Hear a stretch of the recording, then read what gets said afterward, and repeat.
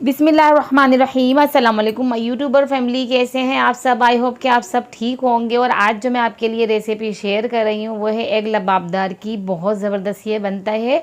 ये कि different style में खाने बनते हैं तो घर वाले भी बहुत ज़्यादा शौक से खाते हैं। तो आप अंडे के जो सालन को इस तरीके से बनाएं, बहुत अच्छा बनता है ये और बहुत ज़्यादा शौक से खाएगा। इसकी ग्रेवी बहुत अच्छी लगती है, खाने में बड़ी टेस्टी होती है।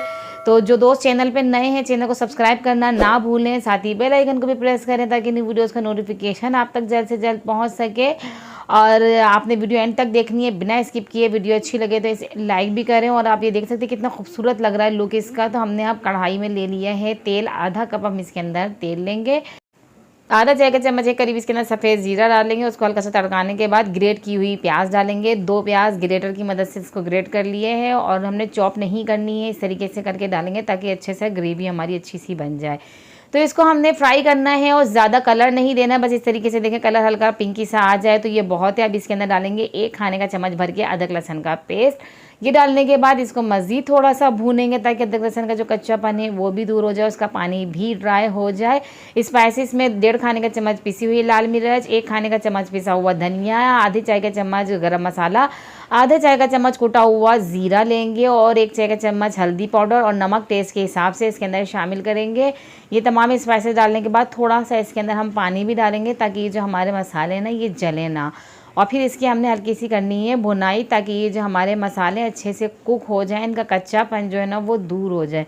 तो हमने इनकी करनी है भुनाई अच्छी तरीके से।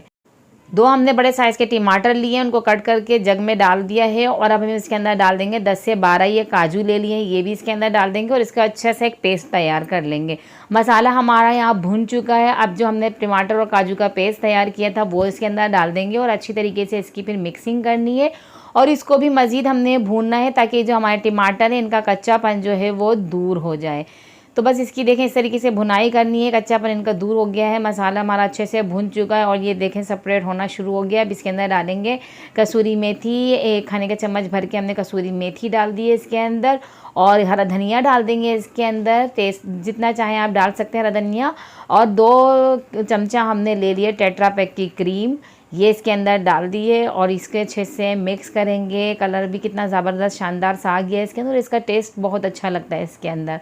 तो आप इसी तरीके से बनाएंगे तो बहुत ज़बरदस्त सा आपका एग लबाबदार बनेगा। और ये देख सकते हैं ग्रेवी कितनी अच्छी बनी है इसकी। मसाला ये जो हमारा भुनकर तैयार हुआ है, साइडे वाइडे सब हमने इसके अच्छे से साफ़ कर देनी है। अच्छा, इसमें ज़्यादा कोई शोरबा लंबा नहीं होता है, थोड़ा इसके अंदर इसी तरीके की ग्रेवी होती है। अब अंडों को आपने फोड़ना है किसी भी बाउल में, किसी भी इसमें आप ले लें ताकि अंडे ख़राब ना हो। डायरेक्ट भी आप फोड़ेंगे तो वो ख़राब निकल जाए तो फिर मसला हो जाता है, इसलिए आप पहले किसी चीज़ में फोड़ के उस तरीके से एहतियात से एक एक करके इसके अंदर डाल दें। सारे अंडों को इस तरीके से जितने आपने डालने हैं वो इस तरीके से इसके अंदर डाल देंगे और ये जो है इसके अंदर अच्छे से पक जाएंगे। और अब हमने इसके अंदर डालना है थोड़ी सी, इसके ऊपर हमने डाल देंगे काली मिर्चें, ऊपर से रख देंगे इसके ऊपर ताकि टेस्टी लगे ये। और इसके ऊपर साथ ही डाल देंगे इसके ऊपर हरी मिर्चें कट करके, बहुत अच्छी लगती हैं ये जब इस तरीके के साथ इसमें ही पक जाती हैं, अंडे के साथ ही चिपक जाएंगी और बहुत अच्छी लगती हैं। ऊपर से खूबसूरती के लिए डाल देंगे हरा धनिया ताकि ये बहुत अच्छा लगे, लुक वाइज बहुत अच्छा लगना चाहिए। खाने की शक्ल अच्छी होती है तो खाने का दिल भी चाहता है। ये देखें हमारा 5 मिनट के लिए हमने इसको कवर करके पकाया और ये बिल्कुल हमारा तैयार हो गया है। अंडे हमारे अच्छे से कुक हो चुके हैं इसके अंदर। और अब इसे आप प्लेटर में निकाल के सर्व करें और पराठों के साथ बहुत अच्छे लगते हैं और रोटी के साथ, चपाती के साथ खाएं इसे। बहुत ज़बरदस्त ये रेसिपी है जो मैंने आपके साथ शेयर किया। आप इसे घर में ज़रूर ट्राई कीजिएगा, अपने फ्रेंड्स एंड फैमिलीज़ के साथ शेयर करें और मुझे कमेंट्स में बताएं कि कैसी लगी आपको मेरी रेसिपी। और ऐसे ही मेरे चैनल पर आते रहें, मुझे सपोर्ट करें और मेरी वीडियोज़ को देखते रहें। तो मुझे नेक्स्ट वीडियो तक दीजिए इजाज़त। अल्लाह हाफिज़।